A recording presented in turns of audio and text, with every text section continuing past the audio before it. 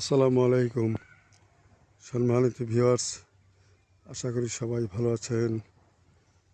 আবার সেই করতোয়া নদীর তীরে চলে আসলাম। দেখুন সুন্দর চা বাগানের মাঝে আবার তেজপাতার গাছও লাগানো হয়েছে। দেখেন তেজপাতার গাছও সুন্দর হয়েছে। একটা আবাদের পিছনে দুটা আবাদ করা যায় যদি জমি উর্বর হয় এবং ভালো হয়। প্রিয় বন্ধুরা, এপাশে দেখছেন শুধু তেজপাতার গাছ, এপাশে শুধু তেজপাতার গাছ।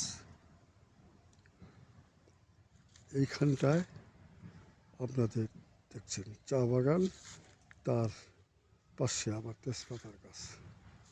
দেখুন প্রিয় বন্ধুরা, ওই যে সামনে করতোয়া নদী, নদীর তীরে গাছ। ধন্যবাদ প্রিয় বন্ধুরা।